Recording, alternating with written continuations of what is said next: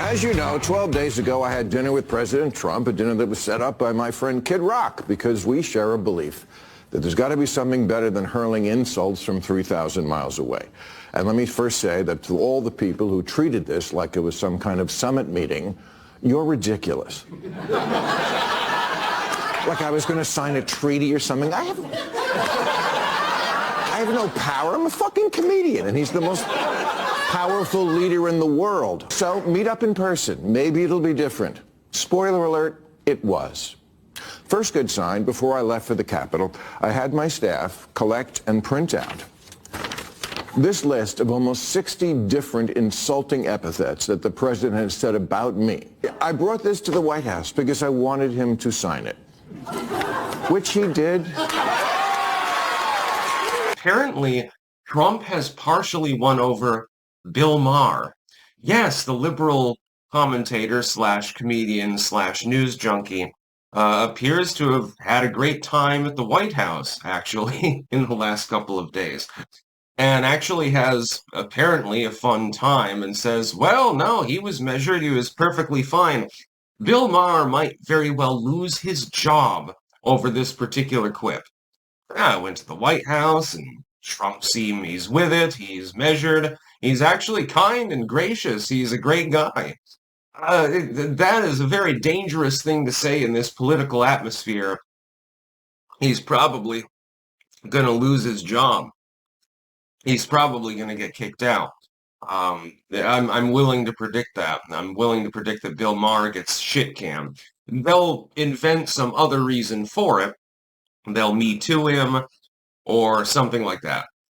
They'll say, well, he's a Nazi. He's got like Hitler quotes next to his bed or something like that. They've done this before. They did this to Trump. The Democrat platform shaping up. Raise taxes, be easy on China, and don't cut government spending at all. The only thing we haven't talked about is the border. And tonight, Jahana Hayes, the congresswoman from Connecticut, is saying she regrets the vote for the Lake and Riley Act. I mean, Democrats have learned nothing from the last election, and that's where they head in the midterms right now. Their platform is not workable. In fact, that's being a little bit too nice. Their platform is frickin' psychotic. They're the party of criminals, the party of illegal gang members, the party of illegal immigration, the party of men competing in female sports, the party of men getting pregnant, the party of no voting laws, and the list goes on and on and on. They've just simply completely lost the plot.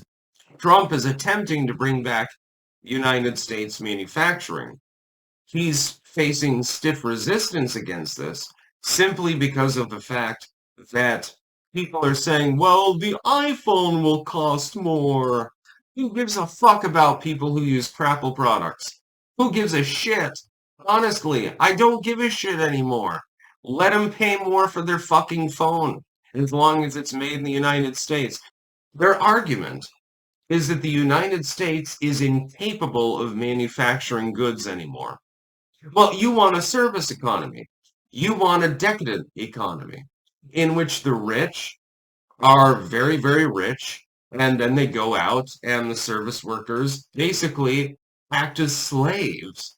That's the economy that you're literally arguing for at the moment. And just take a look at this headline from Fox News. New bombshell study reveals assassination culture spreading on the left under President Trump. Study data links rising support for President Trump's assassination to online extremism and left-wing radicalization. Look at the data on this chart. 55% of left-wing respondents in their survey said assassinating Trump would be at least somewhat justified, 48% said the same thing about Elon Musk, and nearly 40% said attacking Tesla dealerships is justified. The left has spent the last decade glorifying victimhood, enabling delusion, and convincing people that emotional discomfort equates to oppression. And now they've created a culture of rage-fueled violence. It's why the left stays silent when Luigi Mangione murdered a CEO, and those who weren't silent essentially turned the guy into a folk hero. It's why they encourage and glorify attacking Teslas and firebombing Tesla dealerships. It's why they celebrate when conservatives are assaulted, or when someone makes an attempt on Donald Trump's life.